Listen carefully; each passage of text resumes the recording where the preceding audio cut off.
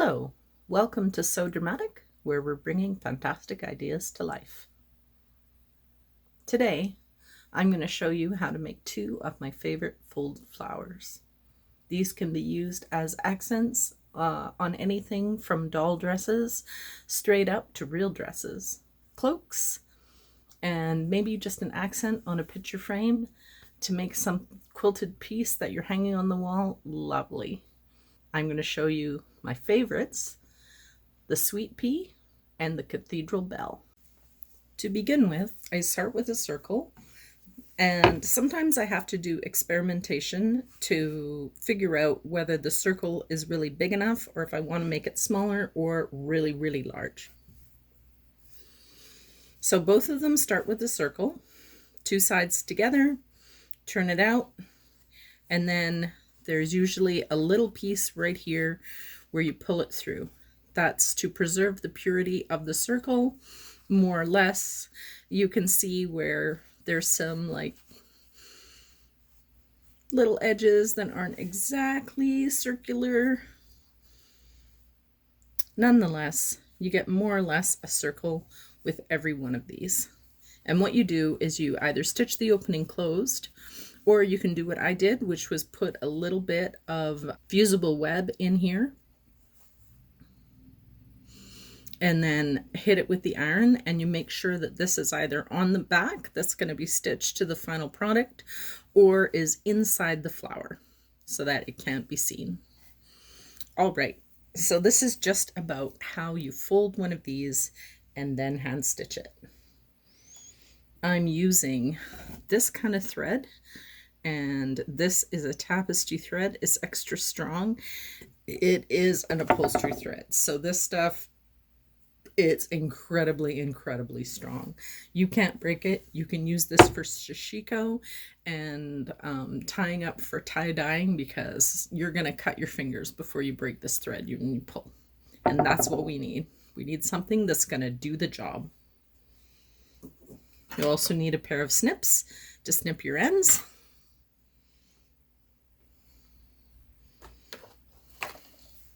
And one of these. This is a hemostat, also called a needle grabber when you see them at the craft store. It's basically, I use it for a lot of things, but mostly I use it for pulling needles through a lot of layers when you can just see the tip and you've got to push it through, and even with the thimble on, it's not working out. One of these will save your life every time. The thread won't break and the needle will come through. So right here, I have a sweet pea that is ready to go. So how we fold that up into that shape is we're looking to see where the fold is, because it's also kind of stiff and we don't want that in the final product. Just fold it over like this and fold it again shallow. Now what I will often do is pull it through the flower itself. If there's a knot, I can hide it, but I often just bring it almost through and then use an anchor stitch.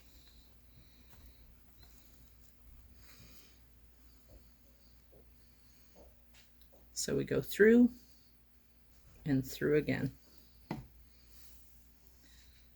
Some of the anchor stitches I do, I'll go through one more time, but this will always pull to the fabric and be absolutely flush with the surface, and that's why I like it.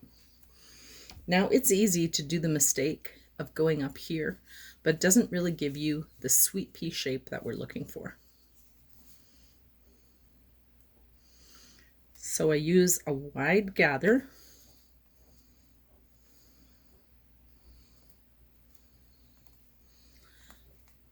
because the fabric is thick.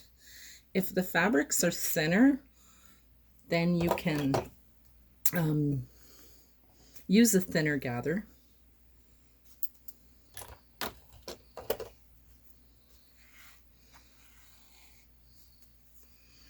You can see how it's all starting to come together there.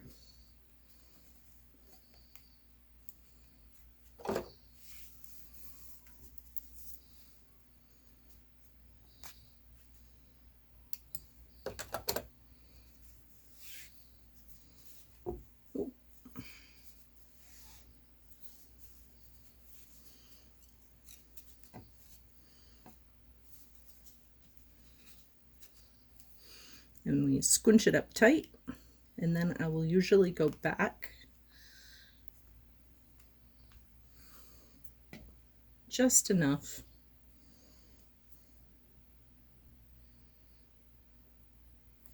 to anchor it in place on that side. It's often too much thick fabric to go all the way back through, but if you're using silk or crepe or something really thin and flowy, then it will work just fine. Pull it flush.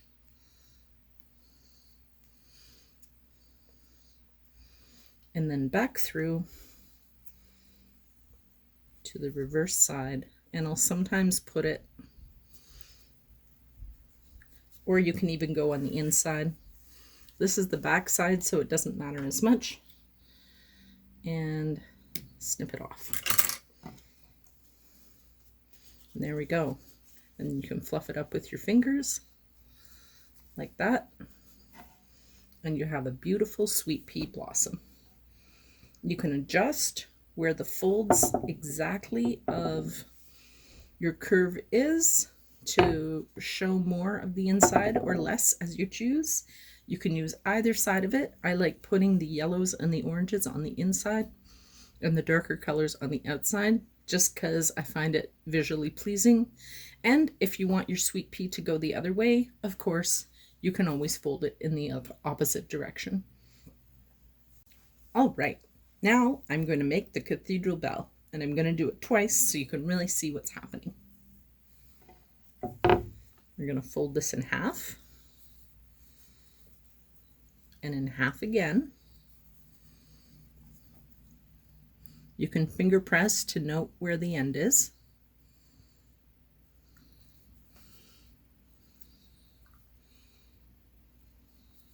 Because you want to come out more or less at the point. And again, you can knot your end of your thread or not. If you don't knot the end of your thread, then do use an anchor stitch, because you will need it. Otherwise, your thread's just going to come straight out.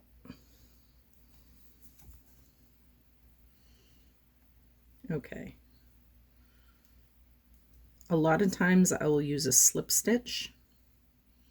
And in this case, I'm going to use a hidden stitch because my thread is white and my fabric is not.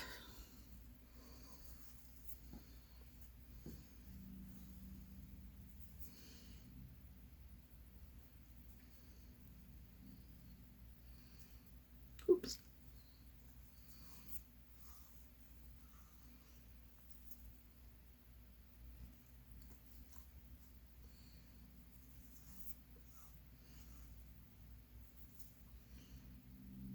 So just go straight across each time, straight across.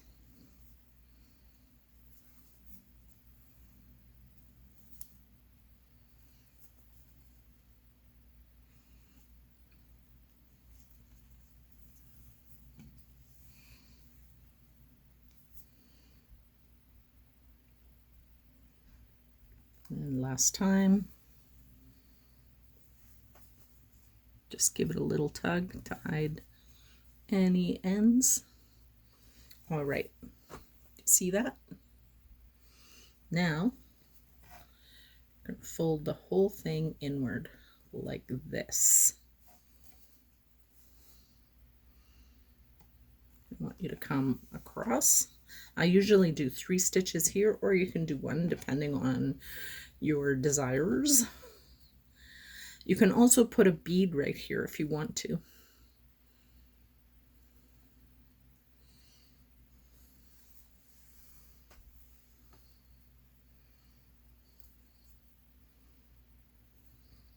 And a little anchor stitch.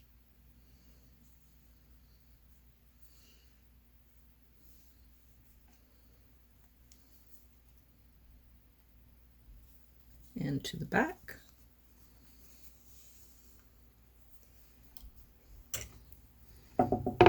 Pull on it when you cut it so that it bounces inside, and then you can't even see it.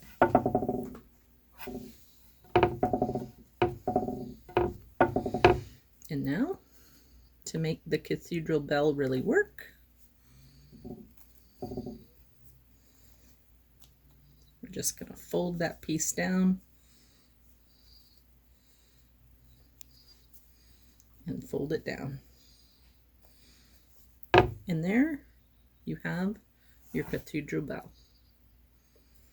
Now I'm going to use a brighter color and show you again.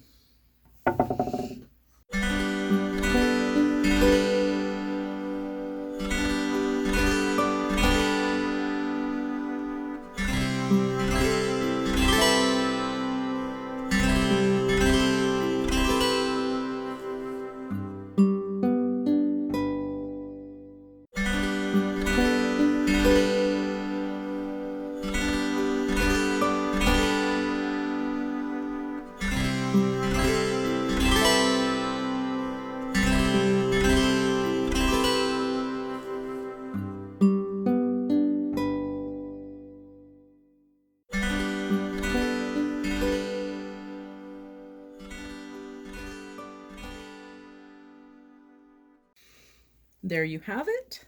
Happy crafting. Like, comment, and subscribe.